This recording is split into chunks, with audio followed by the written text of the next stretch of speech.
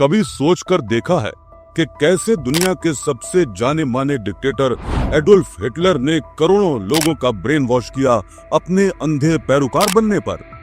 कैसे ये इंसान दुनिया का सबसे जाना माना डिक्टेटर बन गया? किन टेक्निक्स का, किन स्ट्रेटजीज का इस्तेमाल किया उसने ये करने के लिए?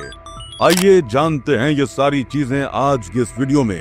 और एक और दिलचस्प कहानी मैं आज की वीडियो में आपको बताना चाहूंगा, जो कि है एल्बर्ट आइंस्टाइन की। दुनिया के सबसे जाने माने साइंटिस्ट को किस तरह से ट्रीट किया गया हिटलर के जरिए, आइए जानते हैं। ग्रीक फिलोसोफर एरिस्टोटल ने कहा था कि बेसिकली 3 तरीकों से लोगों को मनाया जा सकता है, परस्यू किया जा सकता है: इथोस, लोगोस और पैथोस। आज के दिन वैसे ये चीजें MBA के एडवर्टाइजिंग कोर्स में भी सिखाई जाती हैं। मैं एक टूथपेस्ट का एग्जांपल लेता हूँ। मान लो मुझे आपको एक टूथपेस्ट बेचनी है। एथोस का मतलब है मैं अपनी अथॉरिटी एस्टैब्लिश करूंगा अपना पॉइंट बनाने के लिए। मैं कहूंगा ये टूथपेस्ट आप खरीदें क्योंकि 90% डेंटिस्ट इस टूथपेस्ट को सर्टिफाई करते हैं कि ये अच्छी है, इसलिए आप इसे खरीद लें। लोगोस का मतलब है कि मैं लॉजिक का इस्तेमाल करूंगा अपना आर्ग्यूमेंट बनाने के लिए। इस टूथपेस्ट को खरीदें क्योंकि इसमें फ्लोराइड है और फ्लोराइड आपके दांतों में जो कैविटीज होती हैं उससे फाइट करने में मदद करता है। और फाइनली पैथोस का मतलब है कि मैं इमोशंस का इस्तेमाल करूंगा आपको मनाने के लिए कि इस टूथपेस्ट को खरीदिए क्योंकि इसमें मुल्क का नमक डला है। मुल्क का नमक डला है इसलिए आपको प्राउड फील करना चाहिए इस टूथपेस्ट को इस्तेमाल करते वक्त, इसलिए इस टूथपेस्ट को खरीदिए। अब बात यह है दोस्तों कि जब आप कोई पान मसाला जैसी चीज बेचेंगे तो उसमें कोई लॉजिकल आर्गुमेंट नहीं है कि लोगों को ये क्यों खरीदना चाहिए। तो एडवर्टाइजिंग कंपनीज अक्सर पैथोस यानी इमोशंस का इस्तेमाल करती हैं पान मसाला जैसी चीजों को बेचने के लिए कि मुंह में कबाड़ गंदा, कदमों में दुनिया, बोलो मेरा जूता केसरी। ऐसे स्लोगन जो आपके अंदर प्राइड और हैप्पीनेस की फीलिंग्स लाएं। अब पॉलिटिक्स की बात करें दोस्तों तो एक डिक्टेटर पॉलिटिक्स के पान मसाले जैसा ही होता है। अगर एक आम आदमी लॉजिकली सोचकर डेटा के हिसाब से वोट देगा तो कभी भी एक डिक्टेटर को वोट नहीं देगा। तो इसीलिए एक डिक्टेटर को पैथोस यानी इमोशंस पर रिलाई करना पड़ता है लोगों का वोट लेने के लिए। अगर आप अपने मुल्क से प्यार करते हैं तो मुझे वोट दें, अगर आप अपने सोल्जर्स की रिस्पेक्ट करते हैं तो मुझे वोट दें। बहुत लोग कायल होते हैं ऐसी ही इमोशनल तकरीरों से, लेकिन कोई भी लॉजिकल इंसान इस तकरीर को सुनेगा तो वो कहेगा ठीक है हम सोल्जर्स की रिस्पेक्ट करते हैं लेकिन तुम्हें क्यों वोट करें उसके बदले। सिर्फ पैथोस का इस्तेमाल करना, सिर्फ इमोशंस का इस्तेमाल करना काफी नहीं है किसी भी डिक्टेटर के लिए। एक डिक्टेटर को अगर सही में डिक्टेटर बनना है तो लॉजिक को पहले पूरी तरह से खत्म करना पड़ेगा, और यही काम किया हिटलर ने। 10 मई 1933 को 25,000 से ज्यादा किताबें जलाई गईं नाजी पार्टी ऑफिशियल्स के जरिए। उन्होंने कहा कि ये किताबें अनजर्मन हैं, मतलब एंटी नेशनल हैं ये किताबें। इससे पहले उन्होंने कई किताबें बैन करने की भी कोशिश की थी, लेकिन रेगुलरली हिटलर के अंदर जर्मनी में ऐसे बॉनफायर इवेंट्स होते थे जहां पर किताबें जलाई जाती थी। साइकोलॉजी पर किताबें, मार्क्सिस्ट लिटरेचर, लिबरलिज्म, डेमोक्रेसी पर बात करने वाली किताबें, ऐसी किताबें जो ज्यूश लोगों ने लिखी हो, फॉरेनर्स ने लिखी हो, आर्ट के ऊपर, थिएटर के ऊपर, साइकोलॉजी के ऊपर, ऑलमोस्ट हर किस्म की किताबें जो नाजी पार्टी को लगता था कि ये हमारी पार्टी के अगेंस्ट जाती है, हमारी डिक्टेटरशिप के अगेंस्ट जाती है, उन्हें जलाया गया। नाजी के प्रोपेगेंडे में मिस्टर योसेफ गूगल से इस चीज को उस टाइम में the future German man will not be just a man of books but of character justify किया। ये कहकर के pure reason was all to human and dangerous and contrary to nature when apply to real life. ऐसे articles लिखे जाते थे जो logic को पूरी तरह से नीचा दिखाने की कोशिश करते थे, जैसे कि blood and race lead of nature. एक भारी मिकदार में सूडो साइंस भी देखने को मिलती थी। ऐसे फर्जी रिसर्च पेपर्स निकाले जाते थे जिनमें रिसर्च छापी जाती थी कि देखो कैसे हम जो जर्मन हैं वो बड़े सुपीरियर रेस के हैं, हमारा जो ब्लड है वो प्योर है, और जो बाकी लोग हैं, बाकी रेस के लोग हैं, वो एक सब ह्यूमन कैटेगरी में आते हैं, हमसे निचले लोग हैं। एक सो कॉल्ड इन्वेंटर था ऑस्ट्रिया में जिसने एक दिन चांद को देखा और उसे रात को सपना आया कि देखो चांद शायद आइस का बना है क्योंकि व्हाइट कलर का दिखता है। तो उसने कहा कि पूरे का पूरा जो यूनिवर्स है और बाकी प्लांट्स हैं सब आइस के बने होंगे, बर्फ के बने होंगे। उसने अपनी थ्योरी निकाली वर्ल्ड आइस थ्योरी इसी नाम से। सुनने में इतनी लॉजिकली इनकरेक्ट लगती है, लेकिन हिटलर जैसे लोगों ने इस थ्योरी को प्रमोट किया कि पूरी दुनिया आइस की बनी है, यूनिवर्स आइस का बना है। अर्थ के बाहर इंटेलेक्चुअल लोग थे, हिस्टोरियंस, प्रोफेसर्स और साइंटिस्ट। इन्हें पूरी तरह से दबाने की कोशिश की जाती थी। यूनिवर्सिटीज और कॉलेजेस एक ऐसी इकलौती जगह है मुल्क में जहां पर सबसे ज्यादा लॉजिक के ऊपर बात होती है। तो यूनिवर्सिटीज पर एक टाइट कंट्रोल जमाया जाता था नेजी पार्टी के जरिए। इस हद तक के जो सीनियर यूनिवर्सिटीज के प्रोफेसर्स थे, एक टॉप यूनिवर्सिटी के, उन्हें नेजी पार्टी के ही लोगों के जरिए चुना जाता था। और जो सब्जेक्ट पढ़ाए जा रहे थे यूनिवर्सिटीज में, उन पर एक स्ट्रिक्ट कंट्रोल जमाया जाता था कि जो भी चीजें पढ़ाई जाएंगी उसमें नेजी की आइडियोलॉजी पढ़ाई जाए। नहीं होगा ऐसा तो इन यूनिवर्सिटी के प्रोफेसर्स को बाहर निकाल दिया जाएगा, जॉब से निकाल दिया जाएगा। ऐसे में बहुत कम लोग थे जिनमें हिम्मत थी बोलने की, क्योंकि उनकी खुद की जॉब चली जा सकती थी। लेकिन एक ऐसे रेयर एग्जाम्पल थे दुनिया के सबसे famous scientist Albert Einstein. Einstein ने शुरू से ही बड़े ही ओपनली और पब्लिकली क्रिटिसाइज किया था हिटलर की पार्टी को। हिटलर के पावर में आने के बाद उन्होंने प्रोटेस्ट के तौर पे इस्तीफा देने का फैसला किया अपनी जॉब से। Russian academy of sciences Berlin में थे वो। उन्होंने इस जॉब से रेजिग्नेशन दे दिया और ये तक कहा कि मैं इस मुल्क को छोड़कर जाना चाहता हूँ। इतना ही नहीं दोस्तों, उन्होंने ये भी कहा कि मैं जर्मन सिटीजनशिप भी छोड़ना चाहता हूँ।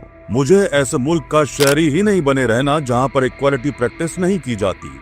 इस दौरान जर्मनी का जो बिकाऊ मीडिया था, जो हिटलर के हाथों बिक चुका था, उसने जी भर के डिफेम किया आइंस्टाइन को। आइंस्टाइन के खिलाफ फर्जी खबरें छापी गईं। उनके खिलाफ ऐसे कार्टून छापे गए जहां पर उनकी देखो नाक एक जू जैसी बनाई गई। क्योंकि आप तो जानते हैं कि जूस को कितना डिफेम किया जाता था, क्रिटिसाइज किया जाता था नेजी जर्मनी में। इतना ही नहीं, बर्लिन में नेजी पार्टी के ऑफिसर्स ने आइंस्टाइन के साइंटिफिक रिसर्च पेपर्स तक को भी जला डाला। और कुछ अखबारों ने तो ये तक कह दिया कि आइंस्टाइन मुल्क के खिलाफ साजिश करने लग रहे हैं। एल्बर्ट आइंस्टाइन को मुल्क का नंबर 1 पब्लिक एनिमी बना डाला उन्होंने, जैसे कि ये सबसे बड़े मुल्क के दुश्मन हो। उस टाइम पर नाजी के प्रोपेगेंडा मिनिस्टर गोगल्स, यानी उनकी जान को भी खतरा था। उन्होंने एक फोटो दिखाई आइंस्टाइन की, जिसके ऊपर टाइटल उन्होंने लिखा नॉट येट हैंग्ड। इसलिए वो जर्मनी छोड़कर बेल्जियम में भाग गए। वहां पर भी उनको बेल्जियम रॉयल फैमिली की तरफ से सिक्योरिटी मिल रही थी, क्योंकि उनकी जान को इतना खतरा था। अगस्त 1930 से 33 को आइंस्टाइन के एक फिलोसोफर दोस्त थियोडोर लेजिंग का कत्ल कर दिया गया नेजी एक्सट्रीमिस्ट के जरिए। और जिन लोगों ने इनका कत्ल किया जर्मनी में, उन्हें मालाएं चढ़ाई गईं। मतलब जर्मनी में ट्रेडिशन नहीं है माला चढ़ाने का, ये तो मैं इंडियन इक्विवेलेंट बता रहा हूँ, लेकिन उन्हें इमीडिएटली ऑनर किया गया। इसी के एकदम बाद अखबारों में छापा गया कि क्या अगला नंबर आइंस्टाइन का है। उनके सर पर एक फाइनेंशियल रिवॉर्ड रखा गया। आइंस्टाइन को बेल्जियम छोड़कर इंग्लैंड तक भागना पड़ा, जहां पर उन्होंने एक रूरल एरिया में, जहां पर 247 इंग्लिश बॉडीगार्ड्स उनके सामने मौजूद रहते थे कि अगर कोई नेजी का सिपाही उन्हें मारने के लिए ना आ जाए। लेकिन फॉर्चुनेटली ऐसा नहीं हुआ और आइंस्टाइन ने इंग्लैंड के एक अनजान गाँव में बैठकर यूनिफाइड फील्ड थ्योरी लिखी, जो कि आज के दिन हम किताबों में पढ़ते हैं। वापस जर्मनी पर आए तो हिटलर की एक और फेमस टेक्निक थी कि जर्मन्स के अंदर डर क्रिएट करो, एक फेक एनिमी क्रिएट करो, एक फर्जी दुश्मन जो असल में एग्जिस्ट नहीं करता, लेकिन उसके बेसिस पर मुल्क के लोगों को डराओ और फिर दिखाओ कि कैसे मैं हीरो हूँ, और आकर इन फर्जी दुश्मनों से मैं सारे मुल्क के लोगों को बचाऊं। इस केस में दोस्तों ये फर्जी दुश्मन थे जूस।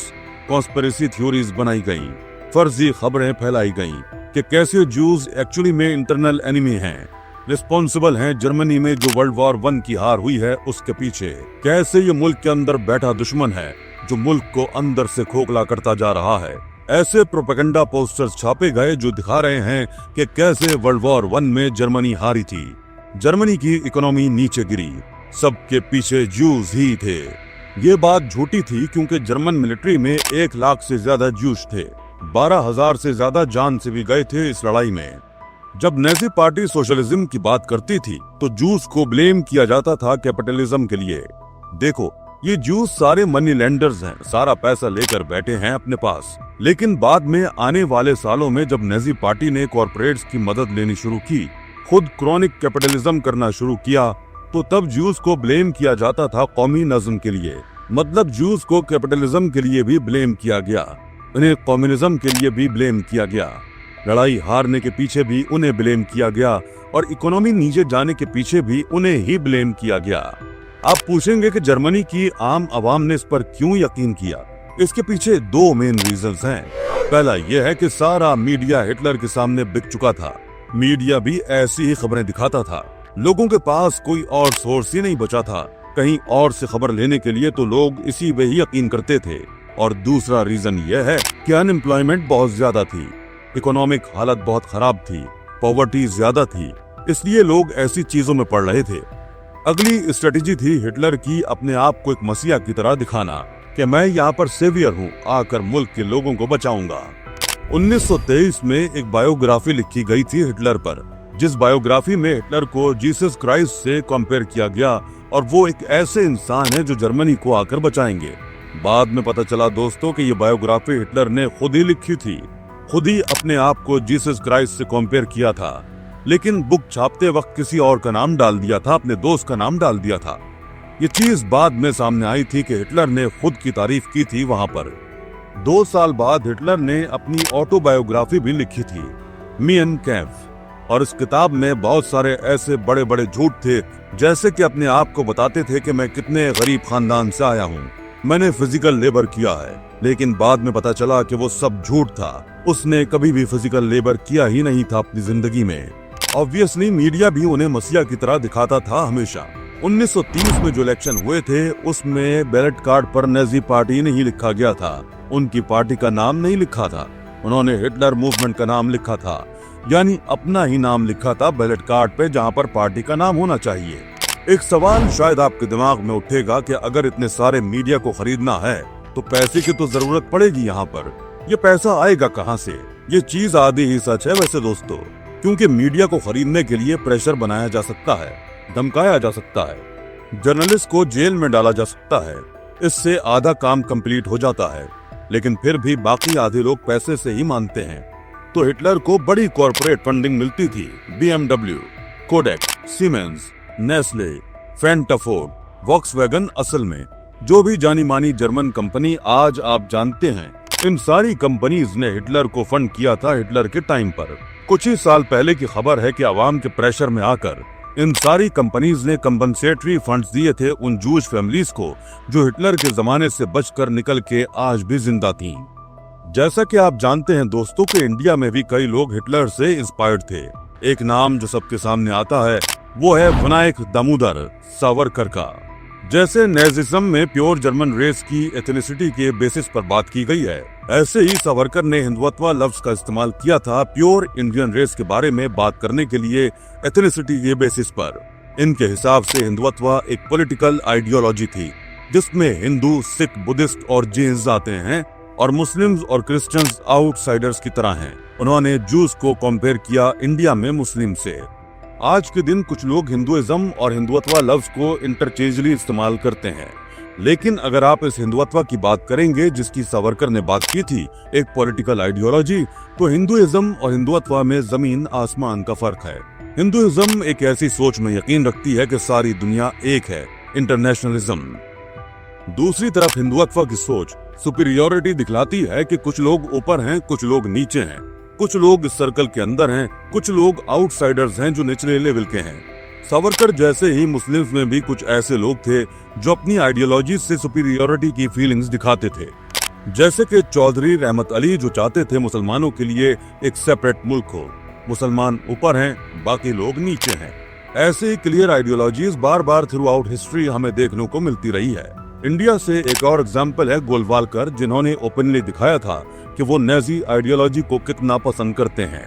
और ये कोई ऐसी सोच नहीं है जो सिर्फ इंडिया, जर्मनी में देखने को मिली हो। ईरान में ईरानियन डिक्टेटर्स हैं जिन्होंने दिखाया कि कैसे वेस्टर्न कंट्रीज कमतर हैं हमसे। पाकिस्तान में ऐसे लोग आए जिन्होंने पाकिस्तान में अहमदिया माइनॉरिटीज को नीचे दिखाया, अपने आप को ऊपर दिखाया। ये चीजें बार बार देखने को मिली हैं। सावरकर की आइडियोलॉजी इतनी क्रूल है कि उन्होंने छत्रपति शिवाजी महाराज को भी क्रिटिसाइज किया था कि कैसे उन्होंने अपने दुश्मनों की औरतों को कैप्चर किया और उन्हें रिस्पेक्ट के साथ ट्रीट किया। ये चाहते थे कि रेप को एज अ पॉलिटिकल टूल इस्तेमाल किया जाए, वैसे सावरकर के बारे में एक और इंटरेस्टिंग फैक्ट है यहाँ पर। एक किताब लिखी गई थी सावरकर के ऊपर, लाइफ ऑफ बैरिस्टर सावरकर, जो लिखी थी चित्रगुप्त नाम के एक इंसान ने। इस किताब में सावरकर की बहुत तारीफ की गई थी। 1987 में जब इस बुक को रिपब्लिश किया गया तो इस बुक के पब्लिशर ने बताया कि चित्रगुप्त कोई और नहीं बल्कि खुद सावरकर ही थे। तो वही हिटलर वाली चीज यहाँ पर भी देखने को मिलती है। तो इन सारी कहानियों को दोस्तों जब आप सुनते हैं, समझते हैं, एक सोल्यूशन याद रखिएगा यहाँ पर आप लॉजिकली सोचना, लॉजिक को हमेशा ऊपर रहने देना, पैथोस से, फीलिंग से, इमोशन से। और जैसा कि डॉक्टर अंबेडकर जी ने कहा था, किसी भी पार्टी के किसी भी इंसान के अंधे पैरोकार ना बनिए।